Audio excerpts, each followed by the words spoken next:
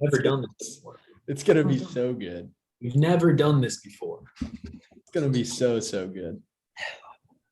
Will, Robert, Martin, Alex. What's up, Yo. guys? Hey, good afternoon. Hey. Ali's here. How's everyone doing today? Good, man. Well, Got started early. Not jack early, but pretty early. You didn't get started 12 hours ago? No.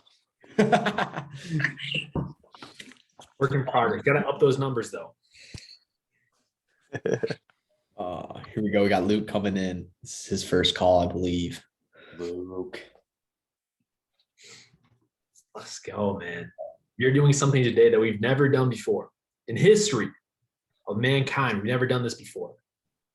Joey, what are we doing today?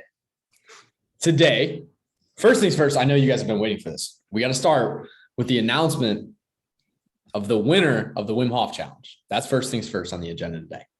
Okay. Second thing, the very fun thing that we've never done before. I know we're all really excited about it. It's going to be a good time. We're going to laugh a lot, right? We're going to start doing regularly once a month a call that we are going to be naming PTI, Probe the Industry.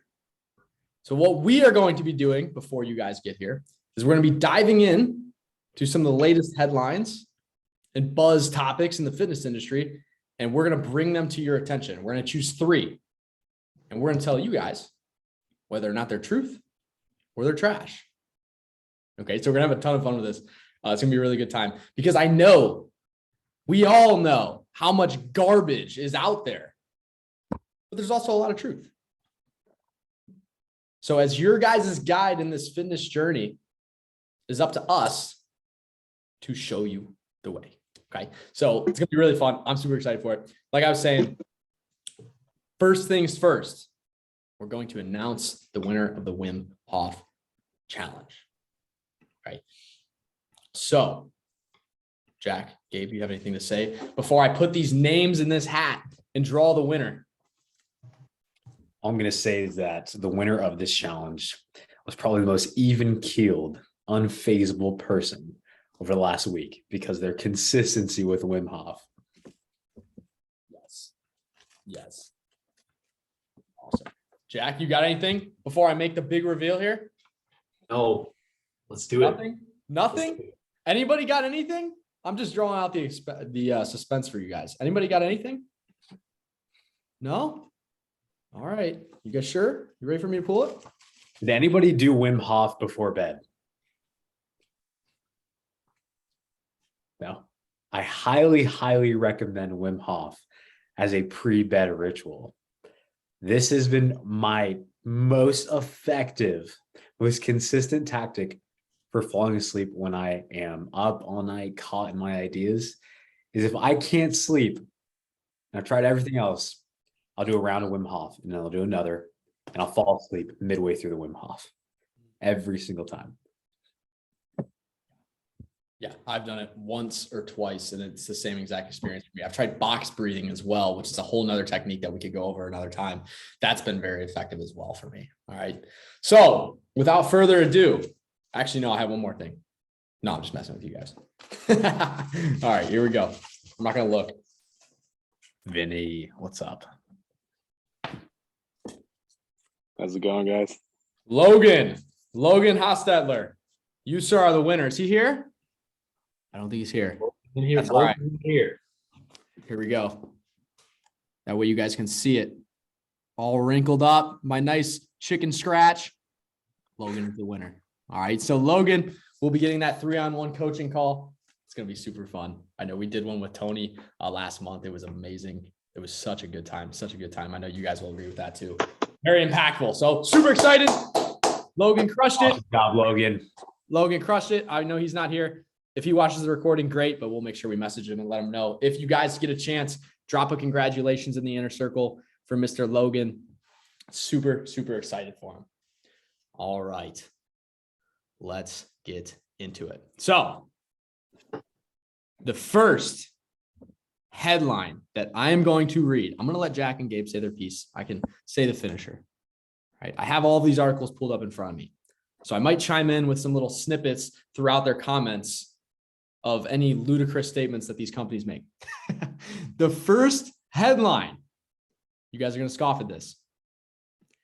A new study confirms that women prefer dad bods over six packs, according to a study commissioned by Planet Fitness.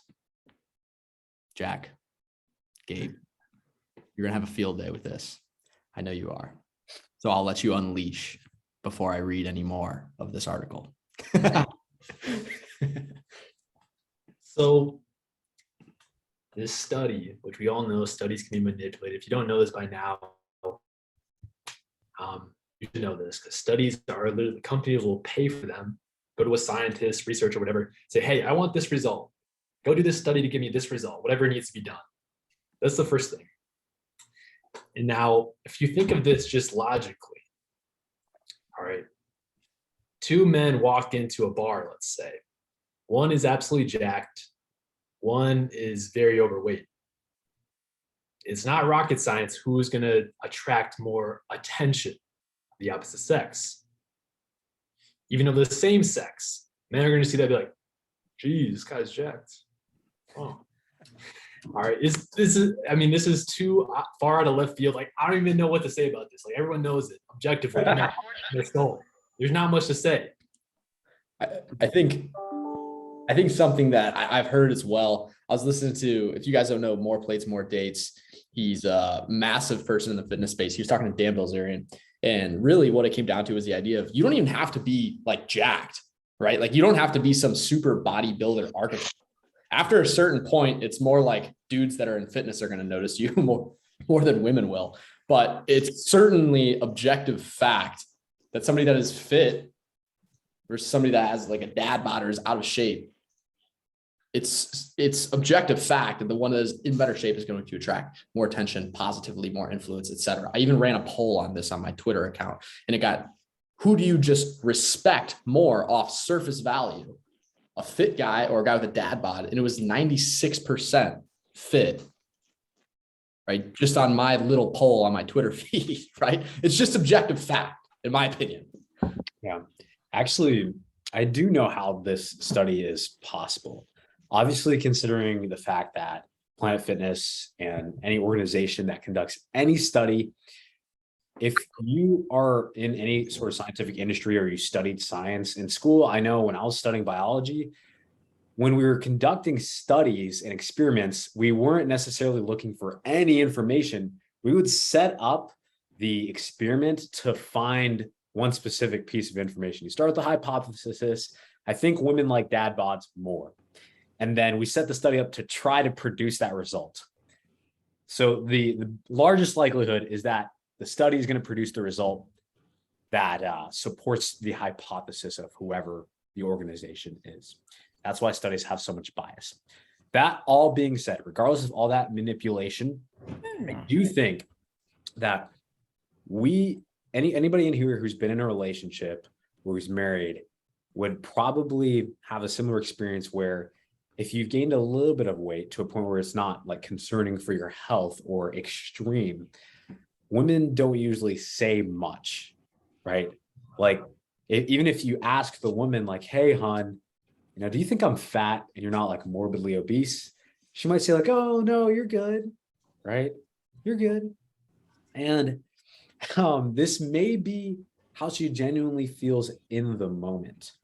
Because there was a period in my relationship where I gained like 20 plus pounds and I was looking not my best. And my girlfriend didn't say anything, right?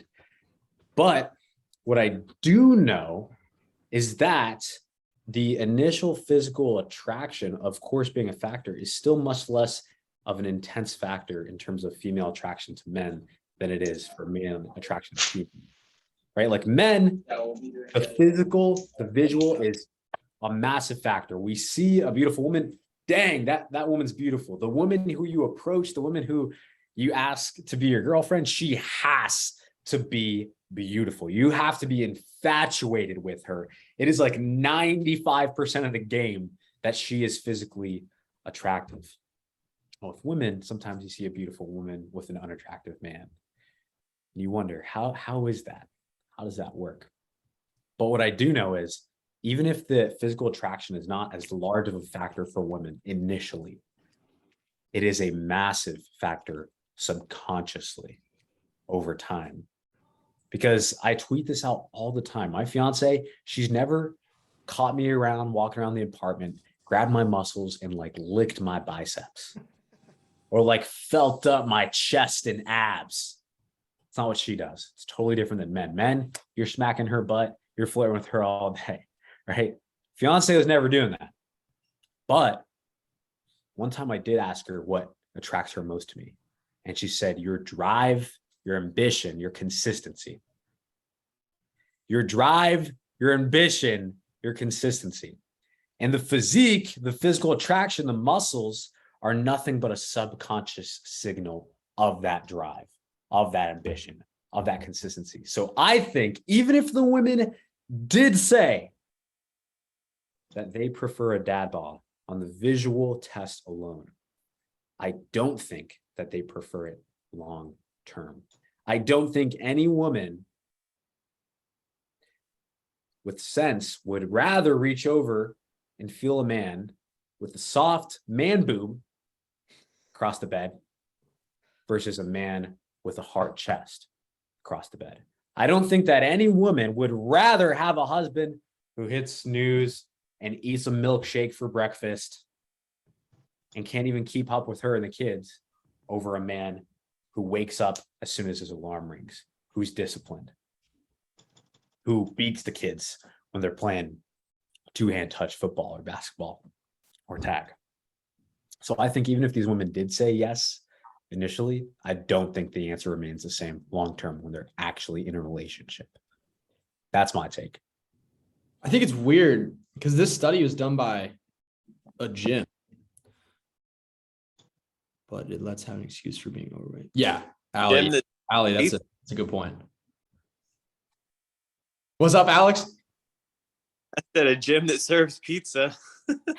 Yeah, I've tried to reduce my Planet Fitness like shit talking because it serves its purpose, right? So I used to be the biggest like Planet Fitness hater, right? But to me, in my opinion, in the profession that we're in, it's like, hey, if it gets people in the gym, like I want them to be active. Is it ideal that maybe they're in that environment? Not necessarily, but for a lot of people, it's a good foot in the door starter gym, right? But it is weird that they would conduct a study like this.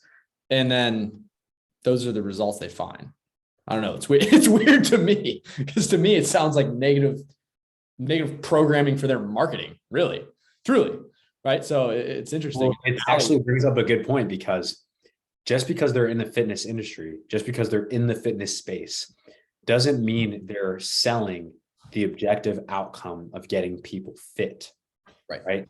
Because how we know this is just general knowledge, but if you're not in any kind of marketing or sales position, you're selling essentially the outcome has to be emotionally based, right? Like when we are selling to you guys for this fitness program, it's like, why do you want to get fit? You want to be more confident. You want to be there for your kids. You want either more confidence in your relationship or more confidence with women. That's the emotional feeling, right?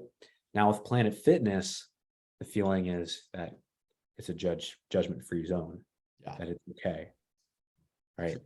No one cares if you have a dad bod. That's the emotion, and they sell it well, right? They sell it well. Think about the supplement industry. They're not all selling that you're going to be the most consistent, most disciplined, best example for your kids.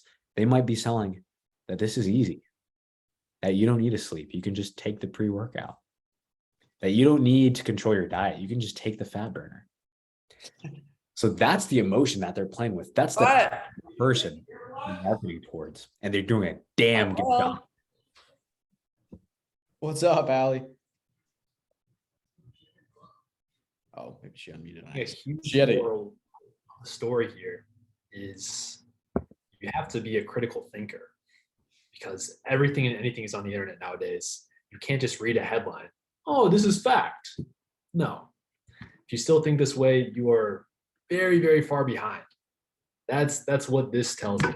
One example of this, one of many, many examples. You have to be able to critically think and not say, oh, it's just a study. Oh, this is science. Trust the study. It's automatically fact. Trust your intuition and your personal experiences a lot of time, and be an objective observer. Take many different studies, articles, sources into account when you're thinking. Yeah, I put a video out on Twitter on this a few months ago. Just the idea that research is a scam, and it comes back to what Jack said at the beginning, where it's like it's manipulated. It's data that is collected and manipulated to serve a narrative that helps usually whoever it is putting on the study in some way or some shape or form. Your intuition and your personal experience is always going to be ideal. Because here's another factor for you guys to consider. What works for one person might not work for you, and vice versa. There's always levels of subjectivity to whatever it is you're doing in fitness. I want to point something out. If we look at the chat here, Ali, I appreciate you leaving this insight for all of us men here, doing our best to interpret what a woman might feel. Ali herself shared with us the truth. She says, I agree. Women don't want dad bod, but it lets, I assume, women have an excuse for being overweight as a woman too. So that may be another reason why the selection, why the survey came back that way. Again, initial feeling, yeah, that's cool. Gives her a little excuse, but long term, not preferable. Yeah, that's very good. Thank you, Ali. Appreciate it. Awesome. You guys got any comments? One more thing I'd like to add, broader overview of this is they're trying to normalize the dad bod, body positivity. They want to normalize obesity, unhealthiness, because big pharma, big food, they know more problems equals more money. They want to profit off of you. That's why they're trying to normalize these things. All right.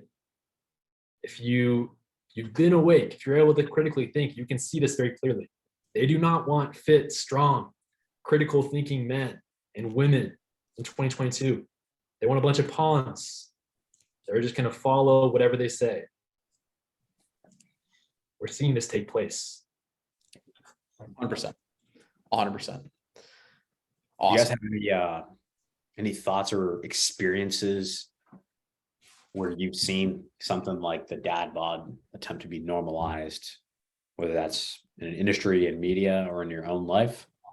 Or have you seen people who think this, who somehow fall victim and believe this? Oh, yes, Ali. Ali said overweight mannequins at every store now. Nike, Under Armour, it's so crazy. Like this whole idea, it went really quick from fat acceptance to fat promotion and celebration. Yeah. I like the acceptance, I get it. Like everybody that even comes into this program trying to lose weight is welcomed with open arms. Yeah. Right. But there's a difference between acceptance and celebration. And it's turning into a narrative that is becoming a celebration, right? It's a celebratory thing. They're promoting the idea of being overweight, being unhealthy. It's a promotion. It's celebratory. Totally different thing. Totally different thing. Not okay, in my opinion, right? Awesome. Awesome. Jack, Gabe, everybody, you ready for the next one? Let's do it. Let's do it. All right. The next headline from xeniosfitness.com, I believe that's how they pronounce it, reads, want to lose weight? Don't hire a personal trainer. Ooh. Ooh. I think this is truth, Jack. Yeah, I would agree 100%. And a lot of you guys may be in shock. Why would we not support personal trainers? Well, we work in this space for over 3 years now. We've met a lot of these personal trainers, if you can call them that. And to be frank, a lot of these individuals are just not very intelligent. They don't know how to get results that stick. A lot of them want to just make a quick buck, sell you 6-week weight loss challenge. A lot of them, frankly, don't know anything about what they're doing. How do you actually form habits? They haven't studied psychology, behavior change. All right. I'm of the opinion that knowing kinesiology, yes, it's useful, of course. But if you just know that, you don't know actual behavior change, it's not useful in real life because we're humans. A lot of us know the things that we need to do. But the problem is, how do we actually do it? How do we be consistent? It's the reason why many of us are here. We've tried all these workout plans, these diets before, even personal trainers maybe. We've done it for a few weeks, few months, and we fall off. That's why we're here. That's why we built this whole system, to give you results that stick for the rest of your life. Or this is a lifetime thing. It's not 6 weeks. So that's why I agree with this headline 100%. Don't hire a personal trainer. I can speak on this personally because some of you know, I was a personal trainer for 2 years, right? And the whole reason I got out of the industry was because of the fact that I was held to boundaries purely fitness and training based. I wasn't allowed to even talk about nutrition because at the time I didn't have any nutrition certification. So the gym was liable if I were to recommend something in a client, something happens to a client, the gym is liable. I could literally only talk about training, right? I couldn't talk about nutrition. I only had 30-minute sessions with my clients. I didn't have time to even get into the weeds about the psychology behind behavior change. And actually, towards the end of my career in personal training, I started saying, fuck it. And I was doing it anyways. And clients were complaining to the gym because I wasn't focused on running a training session because I knew it wasn't the biggest lever. The biggest lever was the psychology behind it, the stuff that we teach you. And so clients were complaining that they weren't getting workouts from me. However, they were getting results. But they were upset because they were buying training sessions. And I would talk to them for a half hour because I knew that was what was the biggest lever, was the behavior change outside of the fucking training session, because that's only less than 1% of their week. I'm worried about the 99%. What do you do when you go home? What do you eat? What's your sleep routine like? Are you walking? Are you active? Are you drinking enough water? Are you eating enough protein, right? Those are the big levers. And that's behavior change. Yeah. So I heard a great quote from a mentor of mine about 2-3 days ago. I was asking him about some team building strategies, building our sales team. And what he told me was the behavior you incentivize is the behavior you'll get. And think about the behavior that's incentivized for personal trainers. The behavior that's incentivized is getting clients to keep booking sessions forever. Get the client to keep booking a session forever. Before any personal trainers who hear this, who might get a little pissed off, I guarantee if you look at your behavior objectively, you're doing what's going to get the client to book, because that's how you're incentivized. That's how you're going to get paid. And if you're a good person and you help them change their behavior, you're not rich. You're barely getting by as a personal trainer. Ain't that right? The behavior you incentivize is the behavior you'll get. And so when we realize this, Jack and I realized this before even speaking with Joey, we literally set up our business in a way that incentivized the latter. We set up our business in a way that incentivized somebody making a life-changing decision. That's why we're always talking about that 1 year out selfie, because we know if you can actually change your life and get to the end of working with us and say, you guys are no longer needed, you're going to tell your friend. You're going to tell your mom. You're going to tell your sister. Or somebody's going to come up to you and say, Martin, how did you get so jacked? How do you have this energy and confidence that makes you pop out like a sore thumb? And you're going to say, default kinks. That's why we set up our business this way, because that's the behavior we want to incentivize for ourselves personally, so we can sleep at night, and professionally, so we can continue to grow the business. But I absolutely agree with the sentiment, Joey and Jack. Truth across the board is my understanding. Yeah. All right, gentlemen, team, I have to run. I love you guys all so much. Have a fun time with Jack and Joey. See you, brother. Yeah. All right, we have one more today. Yes, we have one more. So the first one we agreed was trash. Complete trash. Women do not prefer dad bods. That's a scam. That's programming. It's not real. And want to lose weight, don't hire a personal trainer. That is true. That is true. Lastly, oh, what a hot button this is. Oh, what a hot button this is. Use a low carbohydrate ketogenic diet to treat obesity, according to reliasmedia.com. Use a low carbohydrate ketogenic diet to treat obesity. Oh boy. Oh boy. Mr. was Jack. Mr. Jack. I just, those of you that don't know, we're rewriting the easy lean eating system right now. I just got done typing it out, sending it to editors. We're having a revamp this week. So I just wrote 25 pages explaining why this is trash, but I'll let Jack go first. Yeah, so even like speaking purely on experience, worked with a few hundred individuals now, and we've heard a horror story over and over again of I tried keto, I lost 30 pounds, then I stopped and gained it back. We heard this horror story over and over and over again, and it hurts. It hurts because it's an easy thing to sell. Again, it's marketing. And so purely from a sustainability perspective, I won't even get into science, all that stuff. Consider this. Is your diet something that you can do for the rest of your life?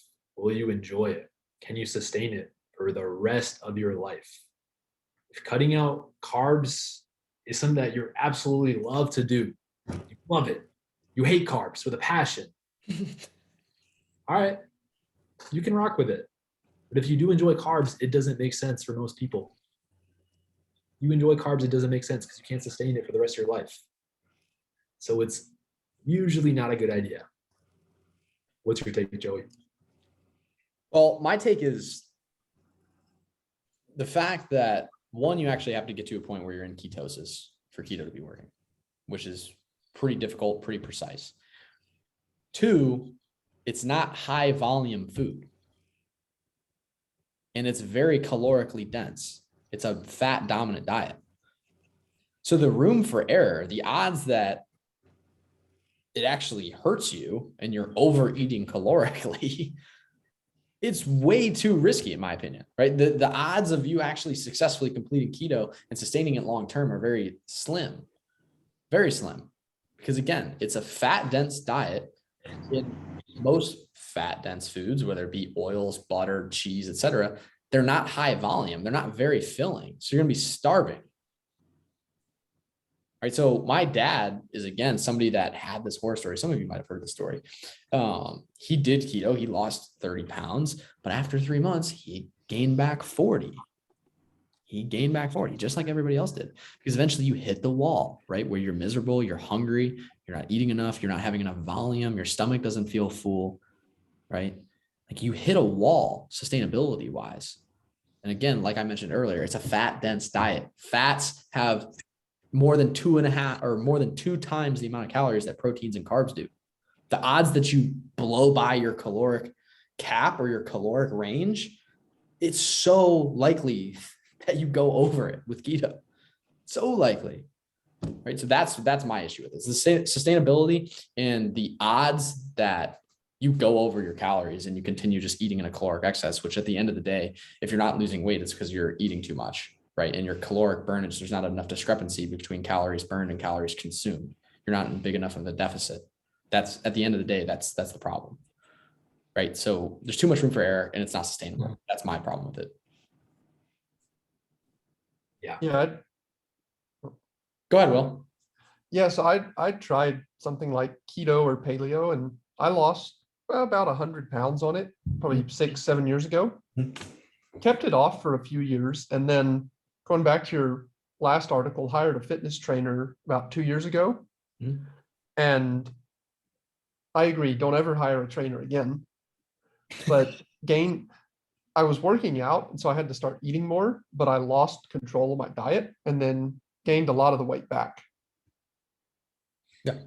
So definitely agree that keto is not sustainable long-term.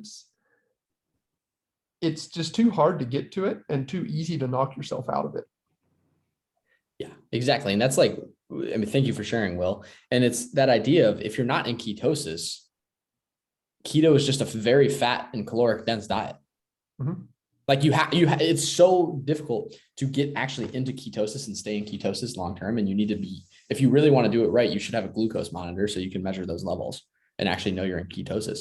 It's just there's so much effort involved and so much precision that the odds of a client actually staying on it long term, it's approximately zero in my experience. I've never worked with a client that's done keto for longer than a year.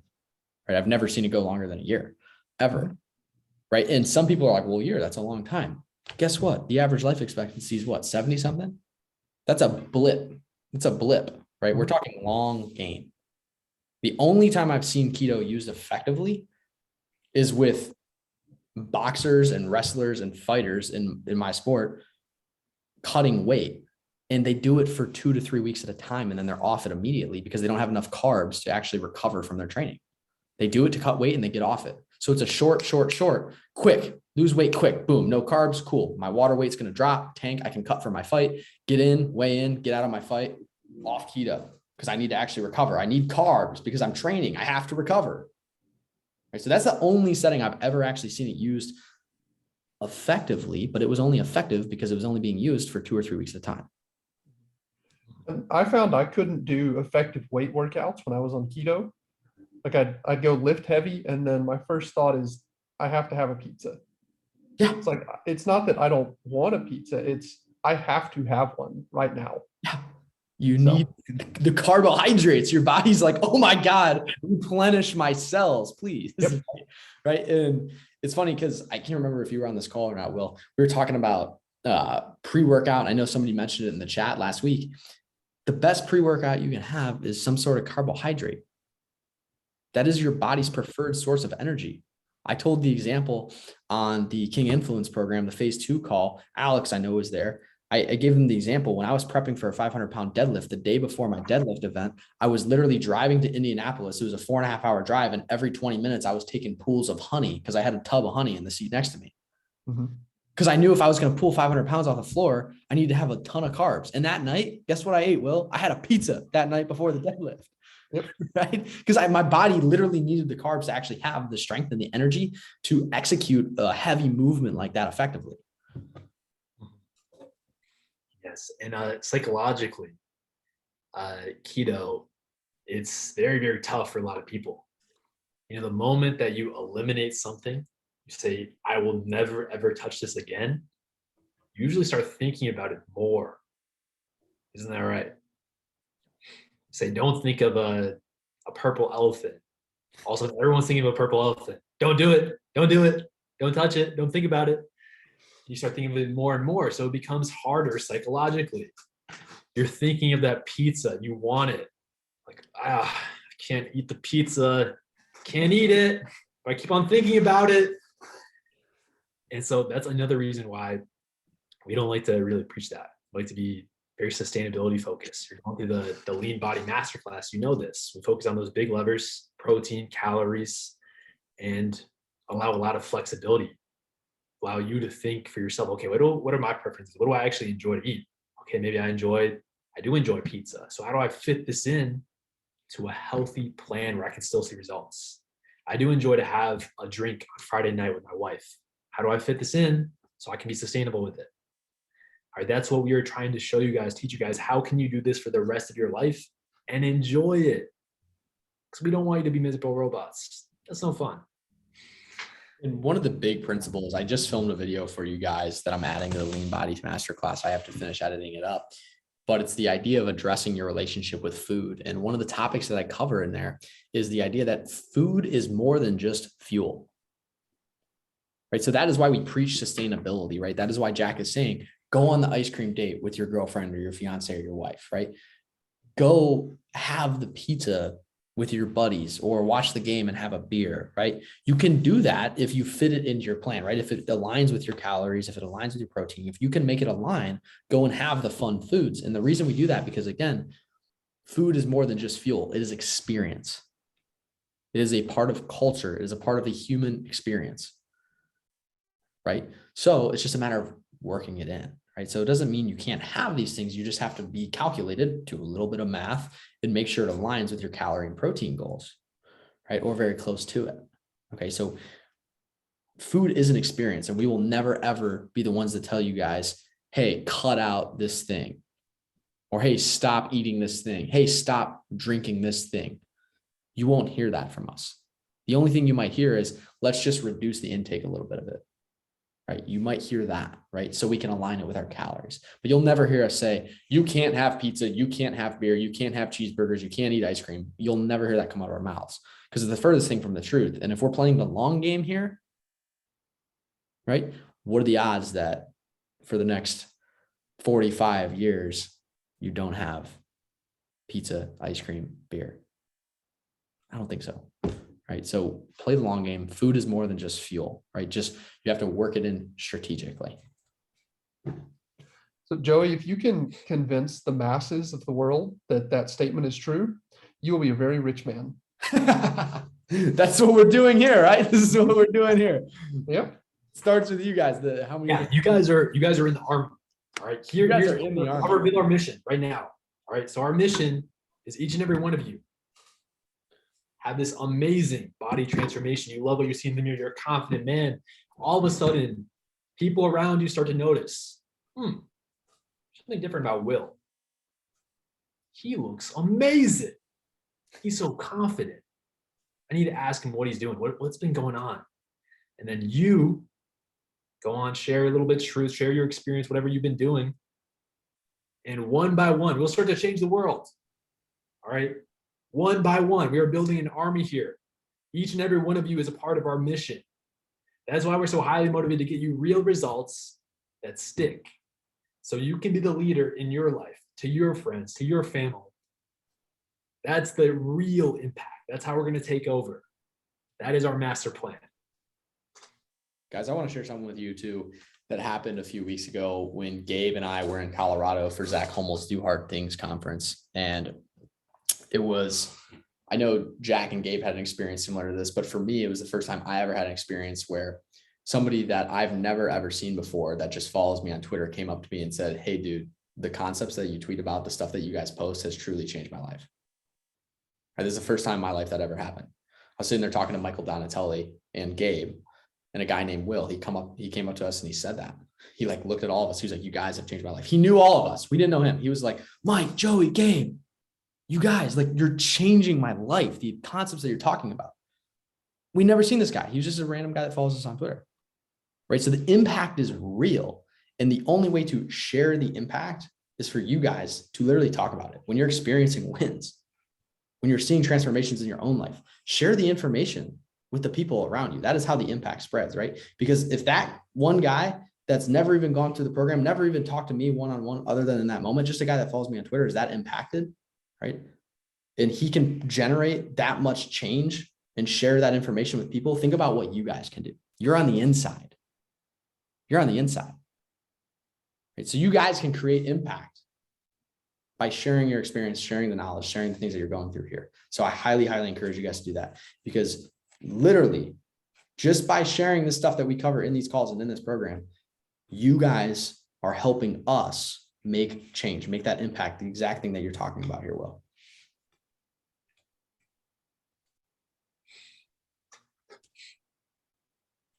Yeah.